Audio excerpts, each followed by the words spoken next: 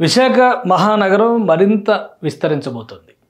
ఆంధ్రప్రదేశ్లో అతిపెద్ద నగరంగా ఇప్పటికే ఒక కీర్తి కిరీటాన్ని దక్కించుకున్నటువంటి విశాఖ నగరం రాబోయేటువంటి రోజుల్లో పరిపాలనా సౌలభ్యం అలానే భోగాపురం ఇంటర్నేషనల్ ఎయిర్పోర్ట్ వరకు విస్తరించే దిశగా రాష్ట్ర ప్రభుత్వం కొన్ని సమగ్ర ప్రణాళికల్ని అమల్లోకి తీసుకొచ్చే ప్రయత్నం చేస్తుంది. అందులో భాగంగానే విశాఖలో ఉన్నటువంటి జోన్ల సంఖ్య 10కి చేరబోతోంది.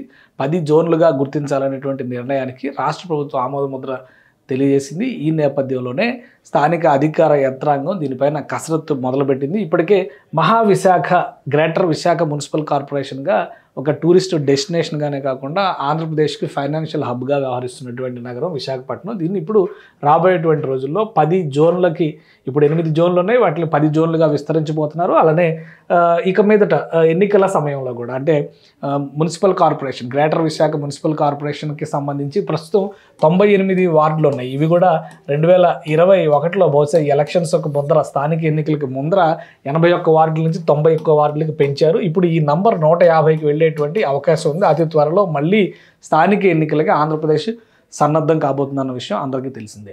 సో ఈ నేపథ్యంలో స్థానికంగా యంత్రాంగానికి సంబంధించినటువంటి అడ్మినిస్ట్రేటివ్ ప్రాసెస్ విషయంలో విశాఖ మున్సిపల్ కార్పొరేషన్ ఒక సమగ్రమైనటువంటి విధానాన్ని అమలు చేయబోతోంది. ఈ గ్రేటర్ విశాఖ పరిధిలో జోన్ల సంఖ్య పెరగబోతోంది, డివిజన్ల సంఖ్య కూడా పెరగబోతోంది. సో ఇవి రెండు జరిగితే వచ్చేటువంటి ఫలితాలు ఏ విధంగా ఉంటాయి? ముందుగా ఒకసారి మనం ఆలోచించి చూస్తే కనుక విశాఖపట్నం నగరానికి సంబంధించినటువంటి స్వరూపం ఇది. కానీ ఈ స్వరూపం కూడా మీరు ఒకసారి గమనించి చూస్తే కనుక విశాఖపట్నం మున్సిపల్ కార్పొరేషన్కి సంబంధించినటువంటి అఫీషియల్ వెబ్సైట్లో కూడా ఈ జోనల్ స్ట్రక్చర్ ఇవన్నీ చూస్తే మనకి ఒక క్లారిటీ వస్తుంది. సో ప్రస్తుతం విశాఖ నగరం ఇలా విస్తరించి ఉన్నటువంటి నగరం, తీర ప్రాంతంలో విస్తరించి ఉన్నటువంటి నగరం. మొత్తం 8 జోన్లు ఉన్నాయి. ఇవి మరింతగా విస్తరించాలంటే 10 జోన్లుగా మారబోతుంది. దీనికి ప్రధానమైనటువంటి కారణం ఏంటంటే విశాఖపట్నం స్వరూపం రాబోయేటువంటి రోజుల్లో భోగాపురం ఇంటర్నేషనల్ ఎయిర్పోర్ట్కి వీలైనంత దగ్గరగా రావాల్సి ఉంటుంది. సో ఇక్కడ మనం చూస్తే కనుక విశాఖ, గాజువాక ఆల్రెడీ ఈ ఏరియా మొత్తానికి కూడా మెట్రో రైలు ప్లానింగ్ కూడా జరుగుతుంది. సో 2 దశలుగా ఆ నిర్మాణం చేయడానికి కావాల్సిన ప్రణాళికలను తీసుకొస్తున్నారు. సముద్ర తీరం వెంబడి ఉన్నటువంటి విశాఖలో ఈ గాజువాక దాటిన తర్వాత ఈ పరిసర ప్రాంతాలు, ఇటువైపు చూస్తేనేమో భీమిలి దాటిన తర్వాత ఇవన్నీ కూడా నగరం పరిధిలోకి వచ్చేటువంటి ప్రాంతాలు కావు. ఇక మీదట ఇవన్నీ కూడా నగరం పరిధిలోకి తీసుకొచ్చేటువంటి ప్రయత్నం జరుగుతుంది. అలానే భోగాపురం అంతర్జాతీయ విమానాశ్రయాన్ని దృష్టిలో పెట్టుకొని చూస్తే కనుక ఈ డిస్టెన్స్ వైజ్గా మనం కొంచెం దగ్గరకి, ఇది ప్రస్తుతం ఉన్నటువంటి international airport Visakha international airport ఇది. కానీ ఇదే ఇంటర్నేషనల్ ఎయిర్పోర్ట్ భోగాపురంకి ఎంత దగ్గరలో ఉంటుంది అనేది చూస్తే కనుక బార్డర్ పరంగా చూస్తే భోగాపురం ఎయిర్పోర్టు విజయనగరం జిల్లా పరిధిలోకి వచ్చేటువంటి ప్రాంతం. సో ఇది విశాఖపట్నం నుంచి భోగాపురం ఇంటర్నేషనల్ ఎయిర్పోర్ట్కి మనం ప్రస్తుతం చూపిస్తున్నటువంటి డిస్టెన్స్ 65 కిలోమీటర్లు, దాదాపుగా 65-68 కిలోమీటర్, 70 కిలోమీటర్లు లెక్కేసుకొని చూసినా కానీ విశాఖ కోర్ సిటీ ఏరియా నుంచి ఇంత దూరంలో ఉంది. అందుకనే నగర విస్తరణ ఆల్రెడీ గ్రేటర్ విశాఖ ఉన్నటువంటి నేపథ్యంలోనే మౌలిక వసతుల కల్పన కోసం ఈ రెండింటిని దగ్గర చేసేటువంటి ప్రయత్నం చేయబోతోంది ఆంధ్రప్రదేశ్ ప్రభుత్వం. Bhogapuram international airport, Alluri Sitaramaraju international ఎయిర్పోర్ట్కి అతి సమీపంలోకి విశాఖ నగరాన్ని తీసుకెళ్లాలంటే నగర విస్తరణ ఒకటే మార్గం అవుతుంది. అందుకనే క్లియరెన్స్ ఇచ్చేసింది. 10 జోన్లుగా విస్తరించడంతో పాటు డివిజన్ల వర్గీకరణకు సంబంధించి కూడా ఒక ప్రణాళికను అమలు చేసేటువంటి అవకాశం స్పష్టంగా కనిపిస్తుంది.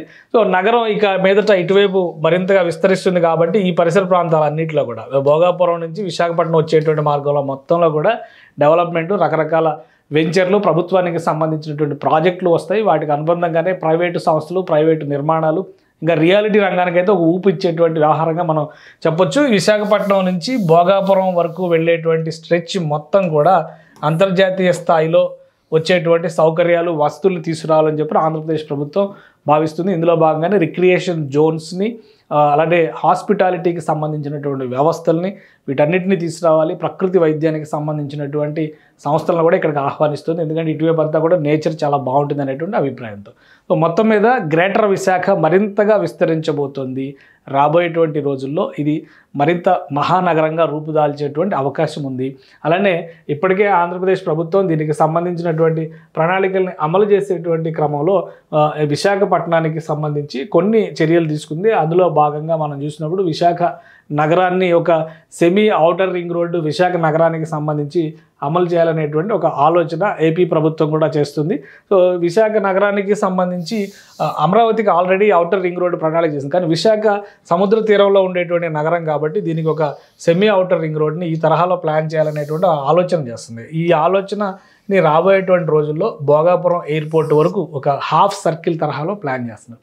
సో మొత్తం ఆ రహదారిని ఆనుకుని ప్లస్ సముద్ర తీరంలో ఉన్నటువంటి సరిహద్దు రహదారిని ఆనుకుని మధ్య ప్రాంతంలోనే డెవలప్మెంట్ ఎక్కువగా జరిగేటువంటి అవకాశం ఉంది. రాబోయే రోజుల్లో విశాఖ నగరం రూపురేఖలు మరింతగా మారేటువంటి అవకాశం కనిపిస్తుంది.